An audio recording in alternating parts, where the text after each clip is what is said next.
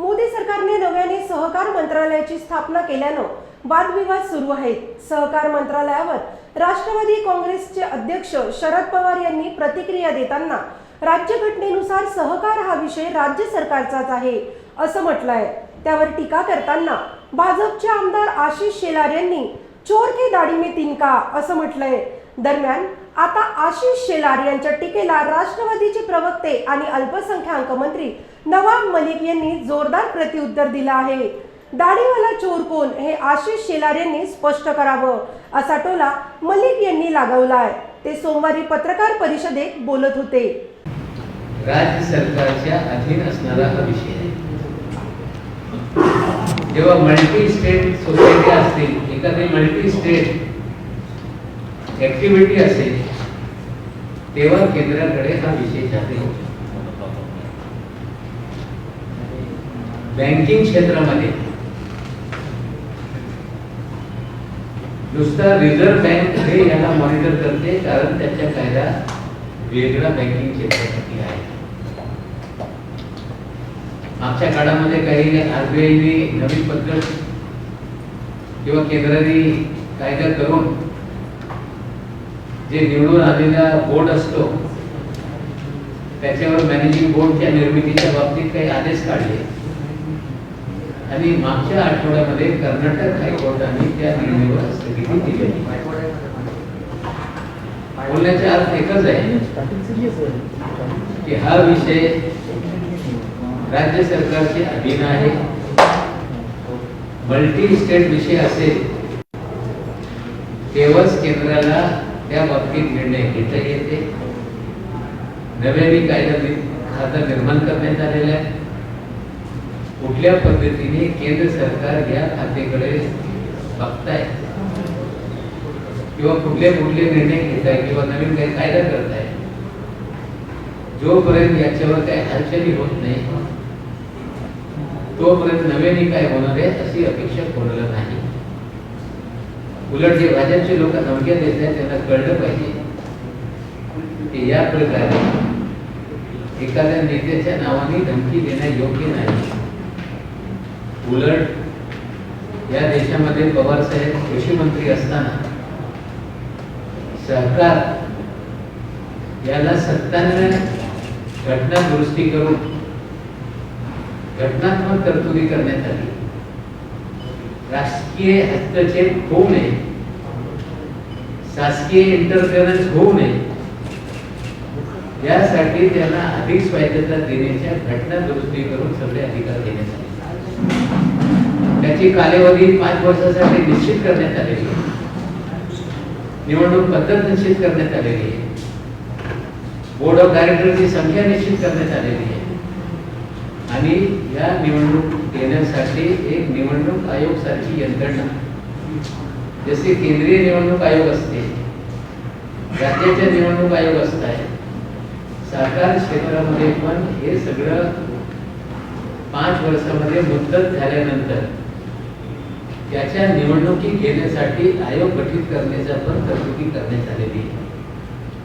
एक ठिकाणी पवार साहेब असताना सरकारला घटनात्मक फंडामेंटल राईट म्हणजे सूचित टाकून सर्व स्वायत्तता देण्याचे काम या केंद्राच्या युपीए सरकारच्या 2013 साली सगळं अंमलबजावणी सुरू झाली। तर या स्वायत्ततावर काही कोणी गदा आणत असेल किंवा त्या पद्धतीची पावलं उचलली तर नंतर त्याच्यावर आपण बोलू। पण भाजपच्या नेत्यांना इतकंच बोलू इच्छितो की कायद्याचा राज असतो, कायद्यापेक्षा कोणी मोठा नसतो। एखादा व्यक्ती मंत्री झाला तर सर्व काही त्यांना अधिकार मिळते अशी परिस्थिती नसते। बोलत असताना थोडासा जबाबदारीने बोललं पाहिजे। या बाबतीत काल पवार साहेबांनी पण भाषण केल्यानंतर आशिष शेलारजीने सांगितलं की चोर के दाढी में तिनका। तो दाढीवाला कोण आहे, दाढीवाला चोर कोण, त्याचे नाव पण आशिष शेलारने घेतलं पाहिजे। आम्ही कोणाला चोर सांगत नाही। स्वतः आशिष शेलार चोर की दाढी मध्ये तिनका सांगताय, पण तो दाढीवाला कोण आहे, दाढीवाला चोर कोण आहे याची बाबतीत पण त्यांनी स्पष्ट नावं सांगितली पाहिजे. बरेचसे आणखी विषय आहे. नाना पटोले साहेबांनी काही भाष्य केलं की त्यांच्यावर पहारे बसवण्यात आलेले आहे, त्यांची मुवमेंट रेकॉर्ड होत आहे, काँग्रेस पक्षाचे कार्यक्रमची नोंद होते आहे आणि त्याची माहिती संकलित करून गृहमंत्र्याला, उपमुख्यमंत्र्याला, मुख्यमंत्र्याला माहिती पुरवण्यात येते. मला वाटते माहितीच्या अभावी या प्रकारे त्यांनी हे आरोप करत आहे. या राज्यामध्ये सरकार कोणाचेही असो, राजकीय कार्यक्रम, राजकीय पक्षाचे आंदोलन असतील, बैठका असतील किंवा महत्त्वाचे जे नेते त्यांची मुवमेंट असतील, मंत्र्यांची मुवमेंट असतील, याची नोंद विशेष एक पोलीस खाते अंतर्गत स्पेशल ब्रांच असतो, तो रिपोर्टिंग करत राहतो, त्याची माहिती संकलित करत राहत आहे आणि त्यांच्या सगळ्यांच्या माहिती काँग्रेसची असेल, शिवसेनेची असेल, भारतीय जनता पक्षाची असेल, राष्ट्रवादी काँग्रेस पक्षाची असेल किंवा लहान पक्षाची असेल किंवा ट्रेड युनियनची असतील, हे सगळी माहिती संकलित करण्याचं काम गृह खात्याचे असतो. त्यांच्या माहितीच्या अभावामुळे या प्रकारे ते बोलले. मला वाटते जर ही सिस्टम त्यांना माहीत नसेल तर त्यांनी माजी मुख्यमंत्री त्यांच्या पक्षात अशोक चव्हाणजी आहे, त्यांच्या पक्षात सुशील कुमार शिंदे साहेब आहे, पृथ्वीराज चव्हाण साहेब आहे. ही जी आजची परिस्थिती आहे, अशीच परिस्थिती नेहमीच राहते याची माहिती या माजी मुख्यमंत्र्यांकडून घेतली पाहिजे.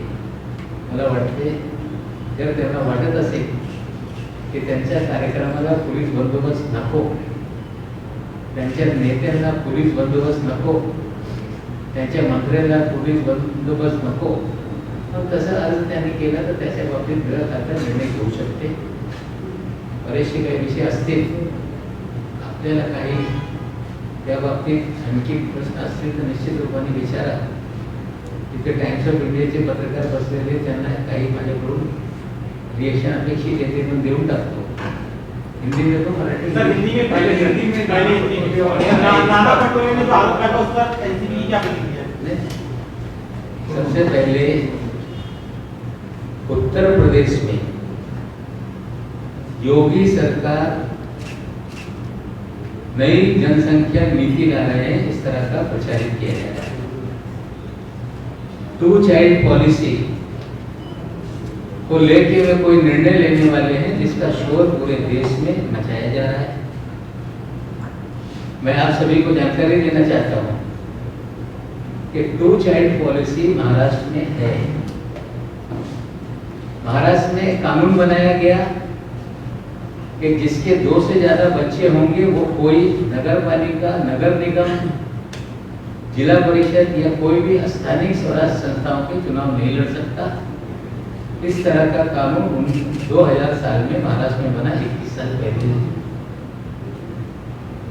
पॉलिसी ये भी बनी कि 2 से ज्यादा जिसके बच्चे होंगे, जो सरकारी योजनाओं का लाभ है वो 2 बच्चे तक को ही मिलेगा, उससे ज्यादा नहीं मिलेगा.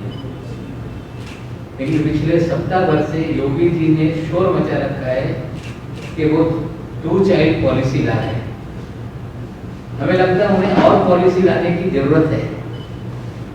भारतीय जनता पार्टी के नेता बार बार आग्रह करते हैं कि ज्यादा बच्चे पैदा करो, तो ज्यादा बच्चा पैदा करने की पॉलिसी लाना चाहिए उन्हें. उनके पार्टी के भीतर बहुत सारे नेता ऐसे हैं जिसके संतान नहीं. आरएसएस के अंदर बहुत सारे लोग हैं जो अविवाहित है, उनकी संतान नहीं. तो 2 चाइल्ड पॉलिसी बहुत सारे राज्यों में है, महाराष्ट्र में है. योगी जी को चाहिए कि नो चाइल्ड पॉलिसी बने ताकि जिनके बच्चे नहीं उसको प्रोत्साहन मिले. या भारतीय जनता पार्टी के नेताओं के साक्षी महाराज हों या उनके जैसे बहुत सारे लोग हैं जो बार बार कहते हैं कि ज्यादा बच्चे पैदा होने चाहिए, तो उनकी सुनकर ज्यादा बच्चों की पॉलिसी बनानी चाहिए. If Yogi ji want to promote a 2 child policy, there is a 2 child policy in the state of Maharashtra. Most of the BJP leaders are demanding there should be more child to be given birth by the women. So he has to make more child policy, or he has to make a no child policy, because most of the BJP leaders are unmarried or doesn't have any child.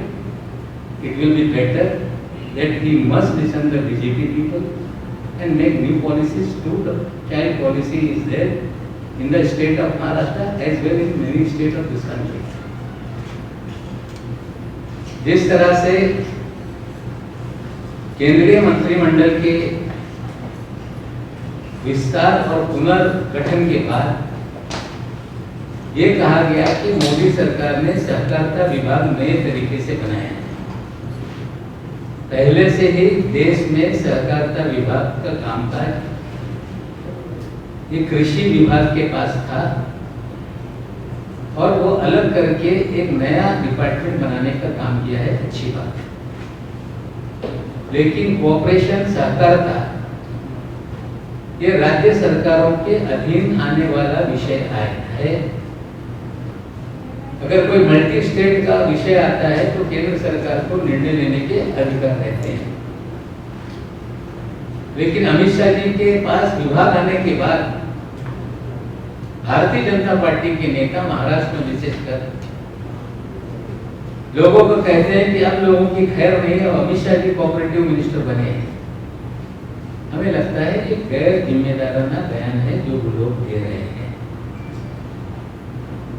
Maharashtra में या देश में, खास करके कर्नाटक हो, केरला हो, बंगाल हो, गुजरात हो, महाराष्ट्र हो, यहाँ पे सहकारिता की जड़ें बहुत मजबूत हैं। लेकिन ये देखा गया कि बार बार उसमें सरकारी एजेंसियों का हस्तक्षेप होता था, पॉलिटिकल इंटरफेरेंस होता था। 2010 में प्रस्तावित किया गया कि इसे कॉन्स्टिट्यूशनल प्रोविजन करके उन्हें स्वायत्तता दी जाए। और पवार साहब जब सहकार मंत्री की जिम्मेदारी कृषि मंत्री के नाते उनके पास थी, ये मसूदा तैयार हुआ, अमेंडमेंट किया गया और सहकारी संस्थाओं को उनकी 5 साल की कार्य मर्यादा तय की गई। उनके डायरेक्टर की संख्या कितनी होनी चाहिए वो तय की गई। उनके चुनाव किस तरह से कराए जाए, जिस तरह से देश में चुनाव आयोग है, राज्यों में चुनाव आयोग है, सहकारिता के चुनाव के लिए भी चुनाव आयोग बने, इस तरह की सिफारिश कर कॉन्स्टिट्यूशनल अमेंडमेंट 97 कॉन्स्टिट्यूशनल अमेंडमेंट किया गया और कोऑपरेटिव्स को, सहकारिता को स्वायत्तता देने का काम सरकार ने किया। नए विभाग के माध्यम से कोऑपरेटिव की जड़ें अगर पूरे देश में मजबूत करने का उद्देश्य होगा तो निश्चित रूप से पूरा सहयोग किया जाएगा। अगर सहकारिता को खत्म करने के लिए सरकार कोई नियम या कानून बनाने का काम करेगी, निश्चित रूप से उसके खिलाफ सभी लोग खड़े होंगे। आज ये होने के बाद बीजेपी के नेताओं को ये समझना पड़ेगा कि अमित शाह या कोई व्यक्ति कानून से बड़ा नहीं होता। देश कानून से चलता है, संविधान से चलता है और नागरिक देश के सभी बराबर हैं। किसी के पास अधिकार है, उन अधिकारों का इस्तेमाल कर सकता है। लेकिन अमित शाह जी के नाम से अगर लोगों को डराने की कोशिश हो रही होगी तो हमें लगता है वो बेमायने है, कोई किसी से डरता नहीं।